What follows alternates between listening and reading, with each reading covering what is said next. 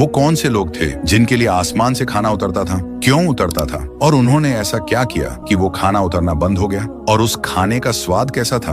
और अगर आपके घर में भी कभी खाना फेंका जाता है तो ये वाकया पूरा जरूर सुनिएगा, क्योंकि कुछ ऐसा ही उनके साथ भी हुआ था। चलिए जानते हैं। ये वाकया है मूसा अलैहिस्सलाम और बनी इजराइल का। जब हजरत मूसा अलैहिस्सलाम बनी इजराइल को लेकर फिरौन के जुल्म से निकल कर आए तो वो एक ऐसे रेगिस्तान में पहुंचे जहां चारों तरफ सिर्फ रेत थी, ना पानी, ना खाना, ना कोई सहारा। दिन गुजरते गए और हालत इतनी खराब हो गई कि लोग भूख से तड़पने लगे। उन्होंने मूसा अलैहिस्सलाम से कहा, अब हम क्या करें, हमें खाना चाहिए।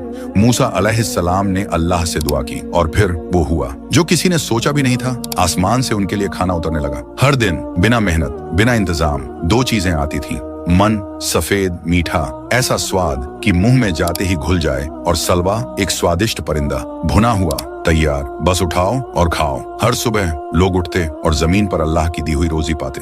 लेकिन अब एक सवाल, अगर इतना सब मिल रहा था तो फिर ये नेमत बंद क्यों हो गई?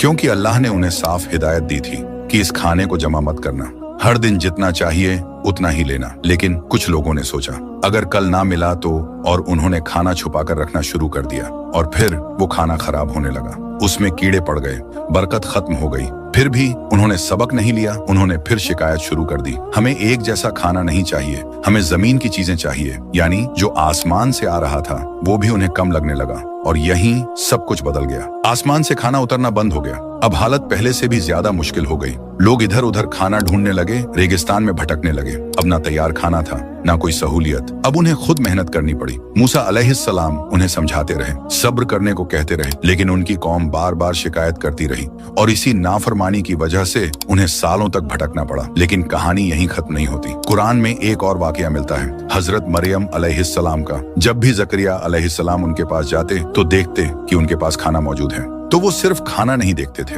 बल्कि हैरान रह जाते थे, क्योंकि उनके सामने ऐसी नेमतें होती थी जो वहाँ मिलना ही नामुमकिन थी। कभी ऐसे फल जो उस मौसम के नहीं होते थे, यानी न कोई लाता था न कोई पकाता था, फिर भी हर बार खाना मौजूद होता था। जकरिया अलैहिस्सलाम ने हैरानी से पूछा, ऐ मरियम, ये खाना तुम्हारे पास कहाँ से आता है? तो मरियम अलैहिस्सलाम ने बहुत सुकून से जवाब दिया, ये अल्लाह की तरफ से है। यानी वो खाना किसी इंसान की मेहनत से नहीं बल्कि सीधे अल्लाह की रहमत से आ रहा था। और सबसे खास बात, ये नेमत कभी रुकी नहीं, कभी बंद नहीं हुई, क्योंकि वहाँ नाशुक्री नहीं थी, शिकायत नहीं थी, सिर्फ सब्र था और पूरा भरोसा था। यही फर्क है। एक तरफ वो लोग थे जिन्हें हर रोज आसमान से खाना मिलता था, लेकिन उन्होंने कद्र नहीं की, और दूसरी तरफ मरियम अलैहिस्सलाम थी जो अकेली थी, फिर भी उनका यकीन मजबूत था, इसलिए उनके लिए रोजी हमेशा आती रही।